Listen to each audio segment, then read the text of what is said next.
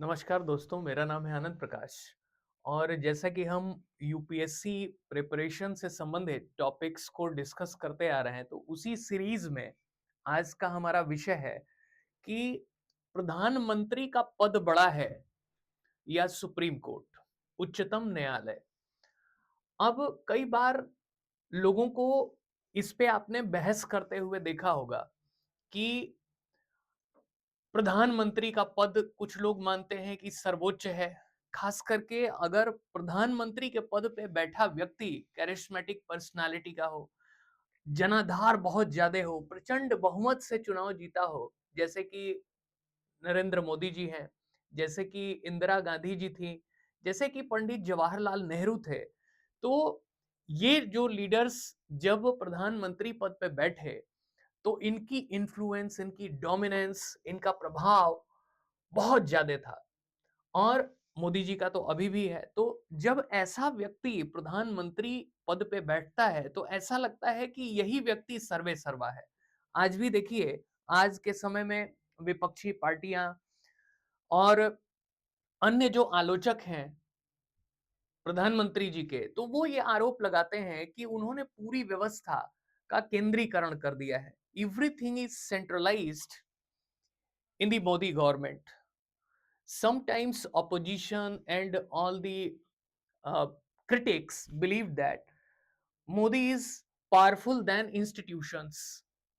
वो कहते हैं कि मोदी जी इतने ताकतवर हो गए हैं कि वो संस्थाओं से भी ज्यादा ताकतवर हो गए हैं और यहां तक आरोप लगाए जाते हैं कि सुप्रीम कोर्ट, जिसकी जिम्मेदारी है व्यवस्था को नियंत्रित रखना, संतुलित रखना, संविधान के हिसाब से काम करने के लिए प्रेरित करना, वो भी दबाव में आ जाती है मोदी जी के। ऐसे आरोप लगाए जाते हैं। हम अभी इसकी बिल्कुल बात नहीं कर रहे हैं कि क्या सच है, क्या झूठ है।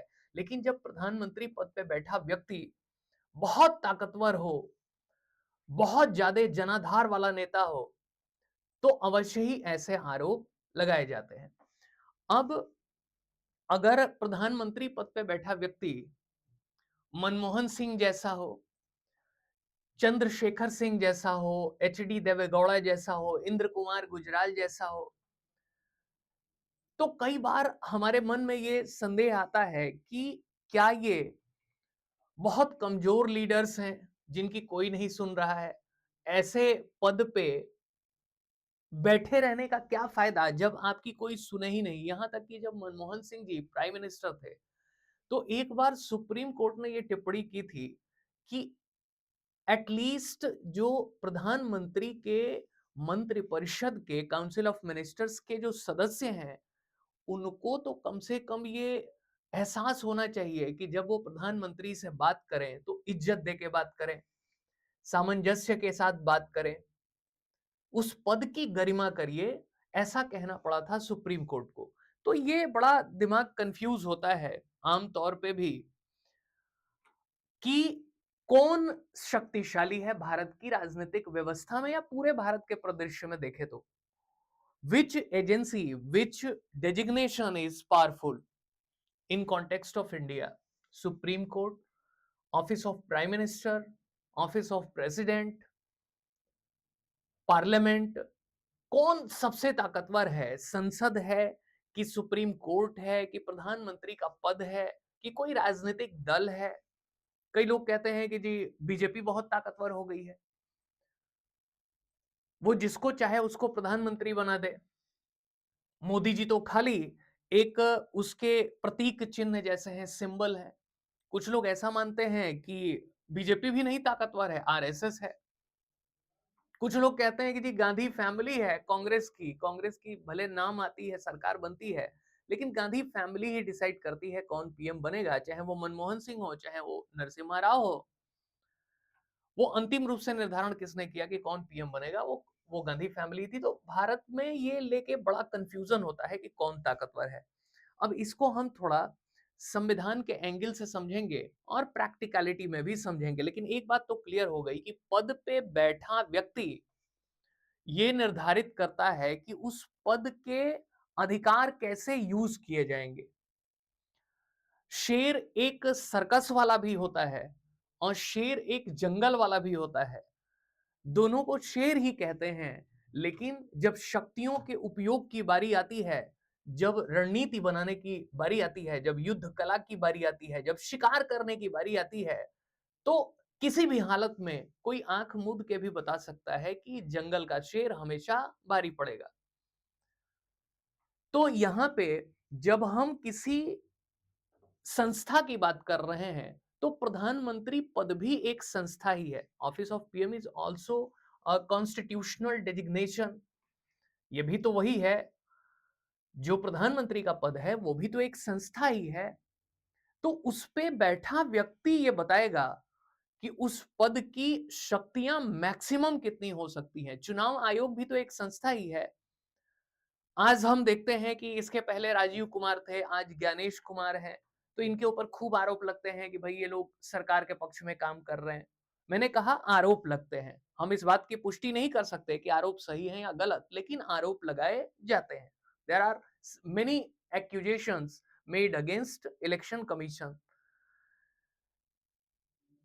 However, we cannot justify or we cannot deny agency is right or not। हम तो नहीं कह सकते। तो हम खाली उस पद पे बैठे व्यक्ति की बात कर रहे हैं। और यही जो इलेक्शन कमीशन था, जब टीएन शेषन बैठते हैं अपने पद के ऊपर, तो पूरी भारत की राजनीति में भूचाल आ जाता है। क्योंकि टीएन शेषन ही व्यक्ति हैं जिन्होंने ये निर्धारित किया कि इलेक्शन का खर्चा कितना होगा, कैंडिडेट को अपनी सारी जानकारी डिस्क्लोज करनी होगी, चुनावी खर्चे बताने होंगे, पैरामिलिट्री फोर्सेस जाके चुनाव कराएंगी, जो अधिकारी होंगे वो चुनाव आयोग नियुक्त करेगा। चुनाव को फ्री एंड फेयर कराने की सबसे बड़ी जिम्मेदारी टीएन शेषन ने उठा ली। और जिस पद को कोई नहीं जानता था, लोग कहते थे कि election commission of India TN Seshan के पहले एक पार्टी के इशारे पे काम करता था, पहले कांग्रेस की थी। जो आज आरोप लगाए जा रहे हैं कि बीजेपी के इशारे पे चुनाव आयोग काम कर रहा है, यही आरोप टीएन शेषन के पहले कांग्रेस के ऊपर भी लगता था। क्योंकि पूरे देश में कांग्रेस ही थी, बहुत ताकतवर पार्टी थी। तो कहने का मतलब यह है कि उसी पद पे प्रधानमंत्री बहुत हुए हैं, लेकिन एक व्यक्ति मोदी जी जैसा दिखेगा, एक व्यक्ति इंदिरा गांधी जैसा दिखेगा, एक व्यक्ति नेहरू जी जैसा दिखेगा। ऐसा क्यों हो रहा है कि उसी सीट वही है, पद वही है, ताकतें वही हैं, सब कुछ वही है, लेकिन कोई इन लोगों जैसा दिख रहा है और कोई मनमोहन सिंह जी जैसा दिख रहा है, एचडी देवेगौड़ा जैसा दिख रहा है, इंद्र कुमार गुजराल जैसा दिख रहा है, वीपी सिंह जैसा दिख रहा है। ऐसा क्यों हो रहा है? इसका मतलब यह है कि चाहे सुप्रीम कोर्ट हो, चाहे कोई भी संस्था हो, उस पद पे बैठा व्यक्ति ही निर्धारित करेगा कि उस पद की गरिमा कितनी बनेगी, उसकी ताकत कितनी यूज होगी। तो यहाँ पे हम इसी संदर्भ को समझेंगे। अब ये तो बात क्लियर हो गई कि यहाँ सारा दिमाग का कंफ्यूजन दूर हो गया कि पद में ताकत नहीं है, उसके एग्जीक्यूशन में है। Execution is most important then any office, any institution which is derived in the constitution, that is most important. Who is going to designate the office of PM, designate the office of CCI, Election Commissioner of India? That will be dependent on the person to person, not dependent on the constitutional body। ये तो clear हो गया हमारे सामने। अब हम आगे बढ़ते हैं, इसकी तकनीकी पक्षों की बात करते हैं। अब जब हम एक शब्द यूज करते हैं पीएम, और दूसरी तरफ यूज करते हैं हम सुप्रीम कोर्ट, उच्चतम न्यायालय, तो एक बात तो तय हो गई कि दोनों संवैधानिक संस्थाएं हैं, दोनों संसद में, मतलब इनका उल्लेख कॉन्स्टिट्यूशन में है, संवैधानिक संस्थाएं हैं। तो एक बात समझिए, जब भी आपसे कोई पूछे कि भारत में कौन सुप्रीम है, मतलब मान लीजिए कि आपको बहुत जानकारी नहीं है, उसके बारे में बहुत तकनीकी पक्ष नहीं पता है, तो आपसे कोई पूछे कि कौन सी बॉडी सुप्रीम है, कौन सुप्रीम है, तो हम बहस में उलझ जाते हैं। कोई कहेगा पीएम है, कोई कहेगा कि सुप्रीम कोर्ट है, कोई कह देगा कुछ, कोई कह देगा कुछ, अपनी डबली अपना राग। अब हमें क्या करना है कि हमें सिंपल एक बात कहनी है कि आपको आंख मूंद के एक उत्तर देना है कि सुप्रीम कौन है भारत में। तो कुछ भी नहीं करना है, एक ही जवाब देना है और वो है Indian constitution. Which body is supreme in India? So your answer will be always Indian constitution, संविधान। कुछ नहीं करना है, बस एक जवाब दे देना, संविधान। संविधान सर्वोच्च है। संविधान क्या है? एक लाइन में समझें कि संविधान वो दस्तावेज है जिसपे देश की पूरी व्यवस्था चलती है, चाहे वो राजनीतिक व्यवस्था हो, चाहे वो हमारी सामाजिक व्यवस्था हो, आर्थिक व्यवस्था हो, सब कुछ संविधान के हिसाब से चलेगा। चाहे न्यायालय हो। तो कौन सुप्रीम है? बिल्कुल एकदम आंख मूंद के इसका जवाब होगा, वो होगा सुप्रीम कौन है? कॉन्स्टिट्यूशन, बिना किसी संदेह के। अच्छा, तो आपका सवाल होगा कि कॉन्स्टिट्यूशन सुप्रीम है, तो हम ये क्यों कहते हैं कि जनता में शक्ति होती है, लोकतंत्र में जनता का ही बोलबाला होता है? If your answer is constitution is supreme, then somebody will ask you why constitution is supreme. If we are saying continuously, then people is supreme in the democracy. तो आपका सिंपल जवाब होगा कि भाई संविधान की शुरुआत ही हमारे संविधान निर्माताओं ने ऐसे की है, we the people of India, we the people of India, हम भारत के लोग इस संविधान को लिखते हैं और इसको अपने लिए बना रहे हैं। We the people of India, हम भारत के लोग। संविधान के प्रियम्बल या प्रस्तावना की शुरुआत ही ऐसे होती है कि हम भारत के लोग। तो इसका मतलब यह है कि संविधान लिखा ही गया है भारत के लोगों के लिए। तो संविधान की शक्ति कहां से आ रही है? भारत के लोगों से आ रही है। इसीलिए तो चुनाव होते हैं, इसीलिए तो चुनाव किए जाते हैं कि भारत की जनता अपने लोगों को चुनेगी, अपने ऊपर व्यवस्था को चलाने की जिम्मेदारी अपने ऊपर ना लेके वो दूसरे तक डेलीगेट कर दे रही है, दूसरों को दे दे रही है। देखिए, यूपीएससी में और राज्य लोक सेवा आयोगों में एक बात अभी तो सिमिलैरिटी हो गई है। पहले तो बहुत अलग-अलग एग्जाम्स लिए जाते थे, but nowadays there is a clear similarity. Exam pattern सब लगभग-लगभग बराबर हो गए हैं। तो उसी लेवल पे वही बच्चा यूपीएससी में भी अपीयर कर रहा है, वही यूपीपीएससी में भी जाएगा, वही बीपीएससी में भी जाएगा, वही एमपीएससी में भी जाएगा, वही आरपीएससी में भी जाएगा। और बाकी अभी तो मैं वनडे एग्जाम की बात ही नहीं कर रहा। अभी तो बहुत सारे बच्चे वो भी होते हैं जो वन ईयर एग्जाम की, बैंक की, एसएससी की तैयारी करते हैं, वो भी बीच-बीच में अपीयर होते रहते हैं। मैं तो खाली उन बच्चों की बात कर रहा हूँ जो खाली सिविल सर्विसेज की तैयारी करते हैं, चाहे स्टेट चाहे यूपीएससी। तो यूपीएससी एक ऐसा एग्जाम हो गया है जिसमें कि आपको अप्लाइड पार्ट और आपके सिलेबस को क्या करना होगा, एक एक तरीके से उसको आत्मसात करना होगा। रटने से काम नहीं चलेगा। आपको चीजों को समझना होगा जिससे कि जब सवाल आपसे पूछे जाएं, अब यही सवाल आपसे इंटरव्यू में पूछ लिया जाए कि कौन सुप्रीम होता है, और अगर आपका कॉन्सेप्ट क्लियर नहीं है, खाली रट्टा मार के गए हैं, तो जवाब ही नहीं निकलेगा। और अगर आपको आपने उस टॉपिक को, उस कॉन्सेप्ट को बेहतर समझा है, तो थोड़ी कम भी फैक्चुअल जानकारी रहेगी ना, थोड़े कम भी फैक्ट्स रटे रहेंगे ना, तो भी एग्जाम में आपका काम हो जाएगा। अब मैं ये नहीं कहूंगा कि आप फैक्चुअल थोड़ा कम करके टॉप कर जाएंगे, लेकिन आपका काम हो जाएगा, आप सफल हो जाएंगे। तो अल्टीमेटली हमारी कोशिश ये है कि आपकी जो विचार हैं वो समझ में आ जाएं, आत्मसात हो जाएं। इसीलिए हम मुद्दों को करंट अफेयर्स से जोड़ते रहते हैं। तो ये बात करते हैं। तो एक बात तो क्लियर हो गई कि कॉन्स्टिट्यूशन सुप्रीम है, संविधान सर्वोच्च है। और संविधान को शक्ति कहां से मिली है? भारत के लोगों से मिली है।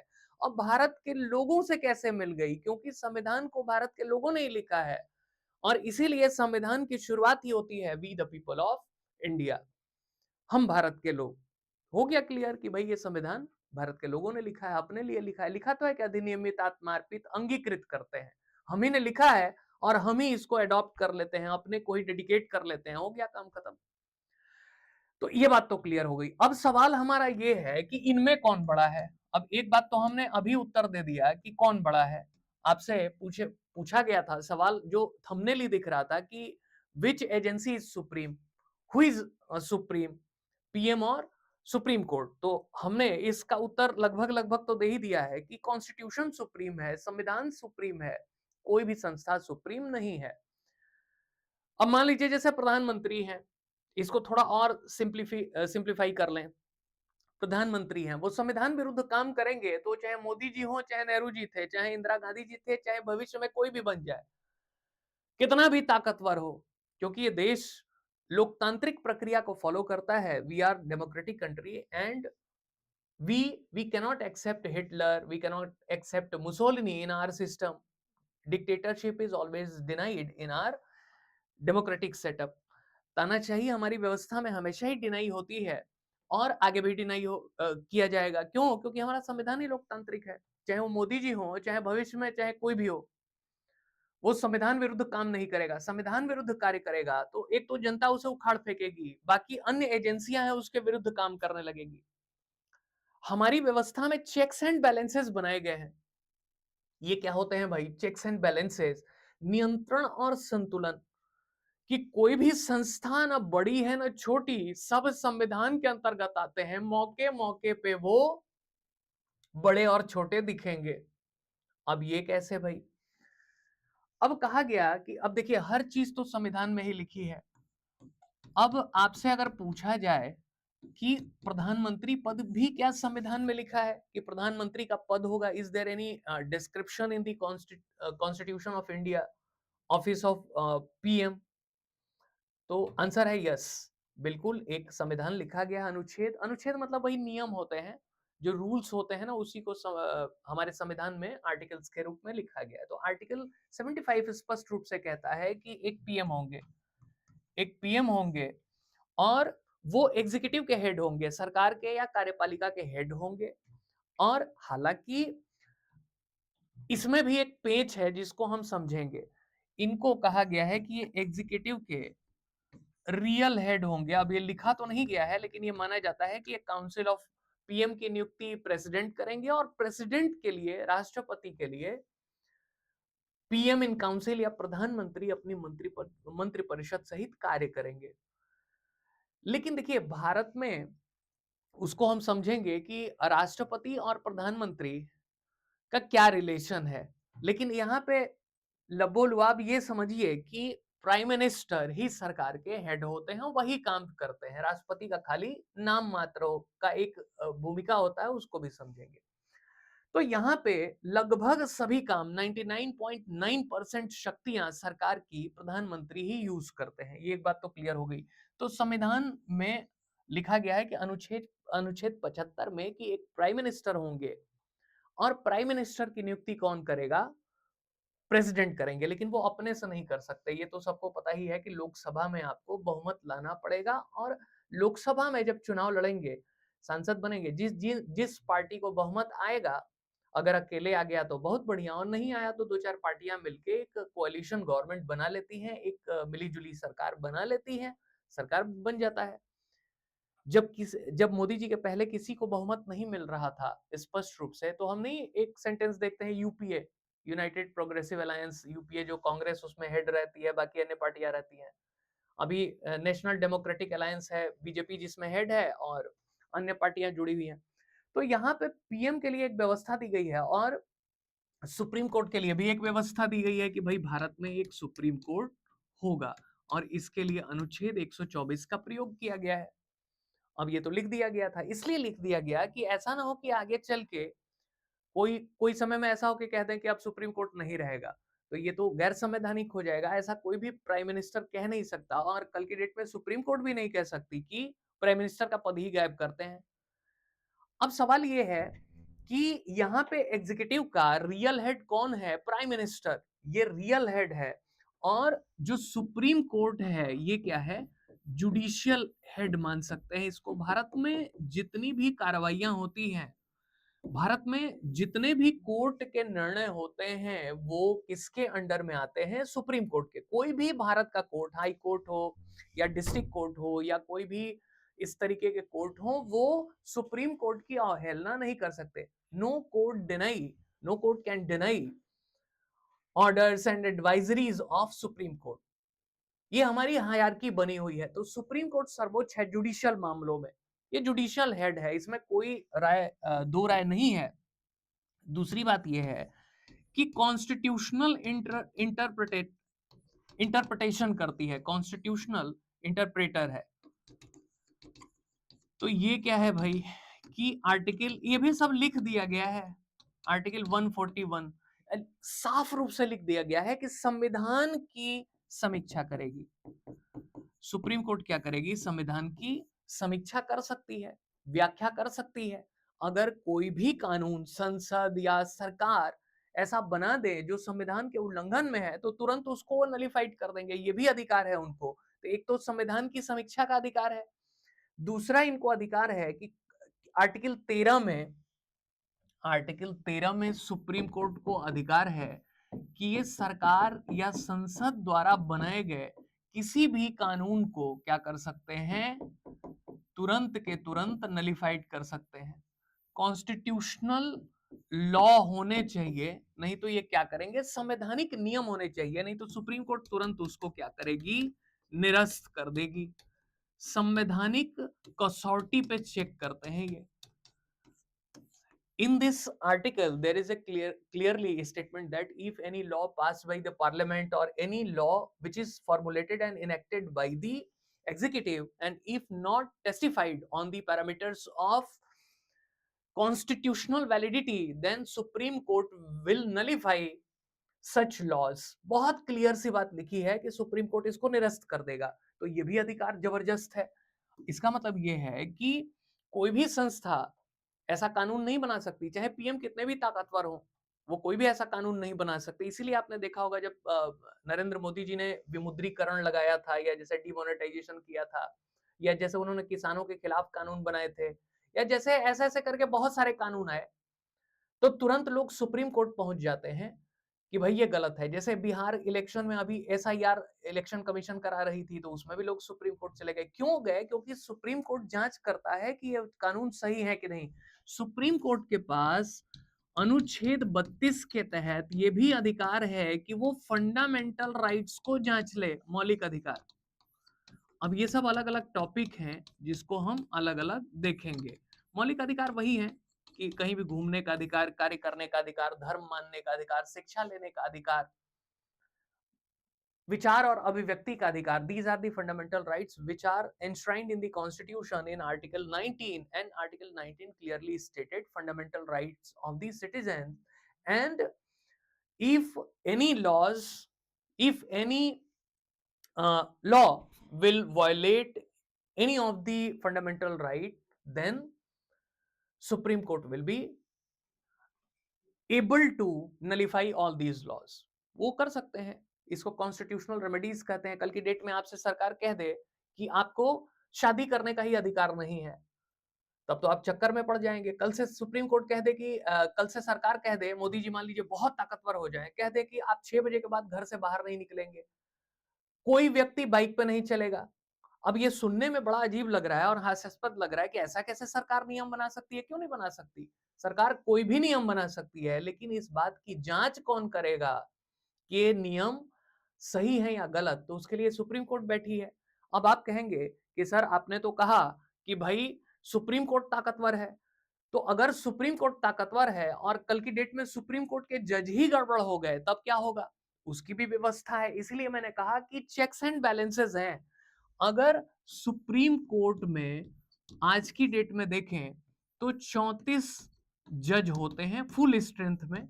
ये मतलब फुल स्ट्रेंथ है, सीजेआई को मिला के 34 जजों की व्यवस्था है। आज के समय में 33 हैं।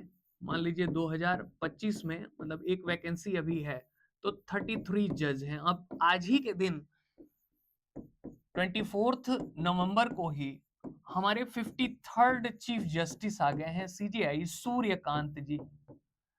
सूर्यकांत, इसके पहले जस्टिस बीआर गवई थे, अभी रिटायर हो गए, और वो 53rd हैं ये सूर्यकांत जी।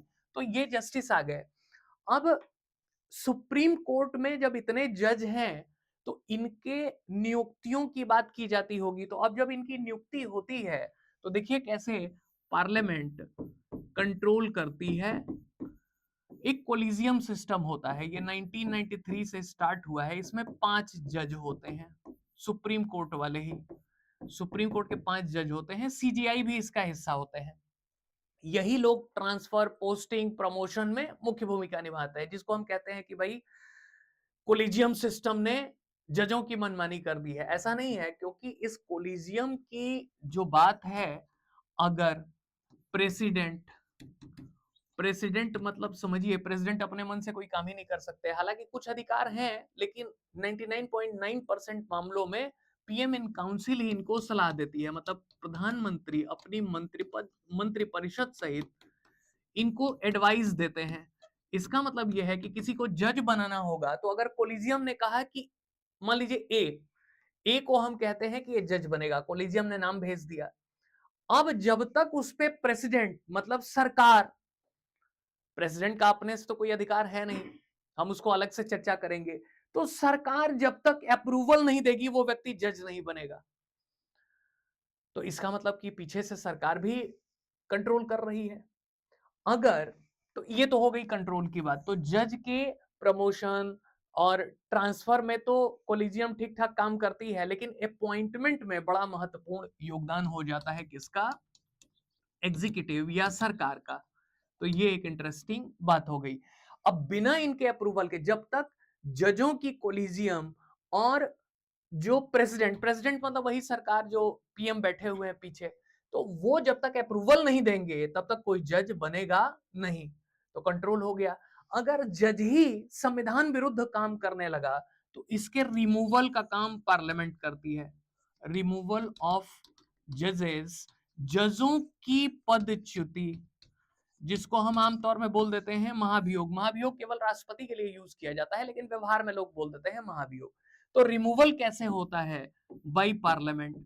अगर किसी जज का ही दिमाग खराब हो गया, उसने उल्टा सीधा काम करना शुरू कर दिया, जैसे अभी एक जस्टिस वर्मा पकड़े गए थे, 15 करोड़ कैश उनके यहां भी प्रूव नहीं हो पाया है, लेकिन संसद जिस दिन चाहे उस दिन ये प्रक्रिया शुरू कर देगी। हालांकि आज तक कोई जज रिमूवल हुए नहीं है पार्लियामेंट से, लेकिन लग रहा है कि जस्टिस वर्मा हो जाएंगे। तो पार्लियामेंट इन जजों को क्या कर सकती है? रिमूवल का प्रस्ताव पास कर सकती है। और पार्लियामेंट में, लोकसभा में तो बहुमत सरकार का ही रहता है। अब जैसे अभी बीजेपी है या एनडीए है, उनका तो राज्यसभा में भी धीरे धीरे डोमिनेंस बढ़ता जा रहा है, तो जिसको चाहे वो पद से हटा दे। इसीलिए आरोप लगते हैं, जैसे पुराने वाले सीजीआई थे जस्टिस चंद्रचूड़, 2 साल के आसपास रहे, तो उनके ऊपर आरोप लग रहे हैं कि वो मोदी जी या उनके सरकार से मिल गए।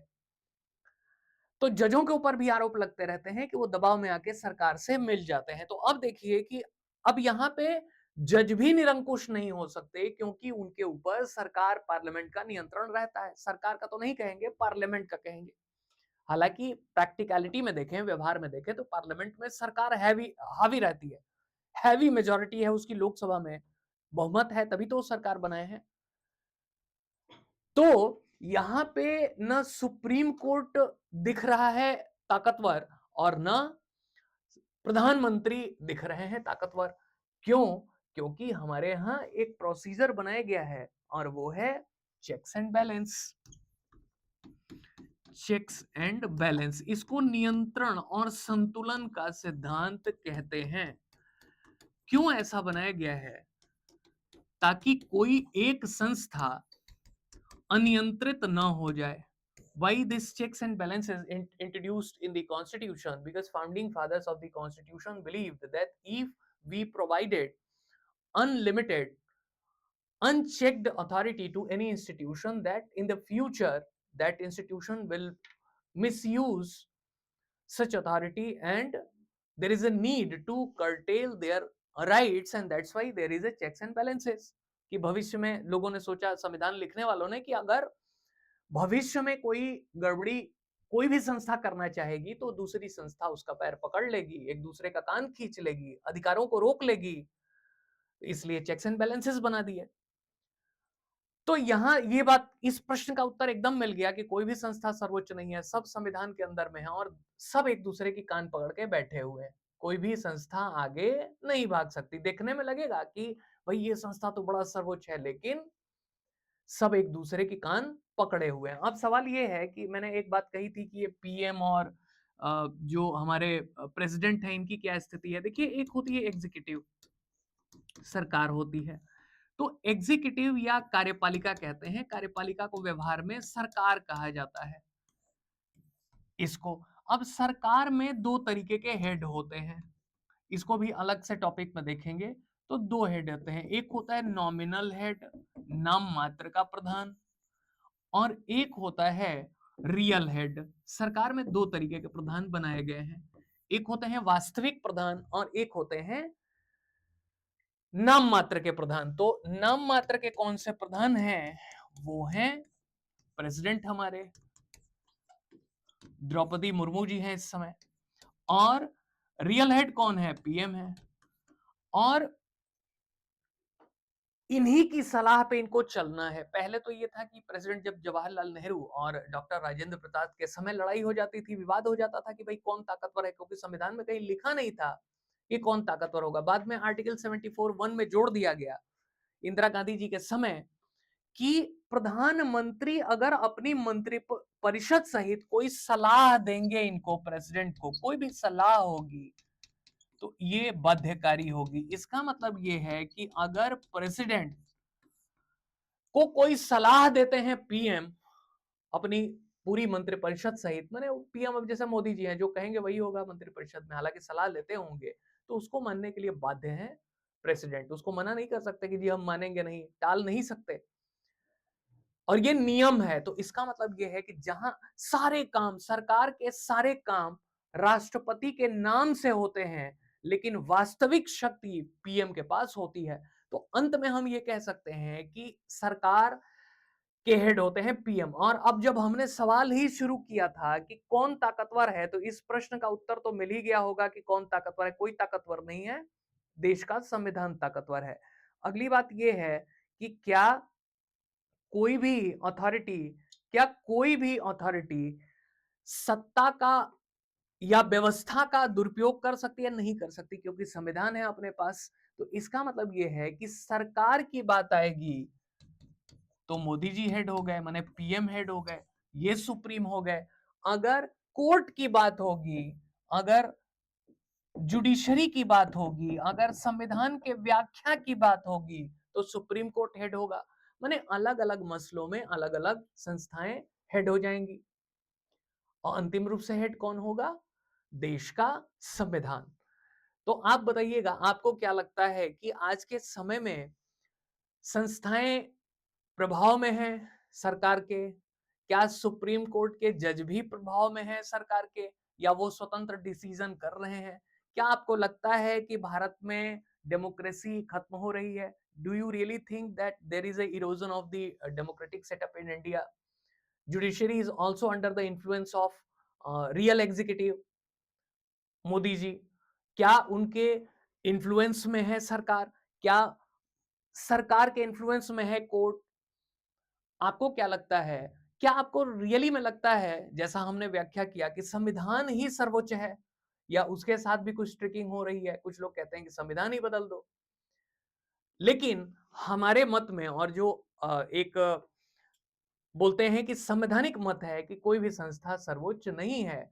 उस पद पे बैठा व्यक्ति ही अपने व्यवहार के द्वारा सिद्ध करने की कोशिश करता है कि वही सर्वोच्च है, लेकिन कोई भी सर्वोच्च नहीं है। देश का संविधान ही सर्वोच्च है। तो अगर आपको ये सेशन पसंद आए तो इसको लाइक करिए, कमेंट करके अपने विचार बताइए, और हम मिलते रहेंगे ऐसी ही विचारोत्तेजक और प्रोवोकेटिव थॉट्स के साथ अपने अगले सेशंस में। तब तक के लिए नमस्कार, थैंक यू, धन्यवाद।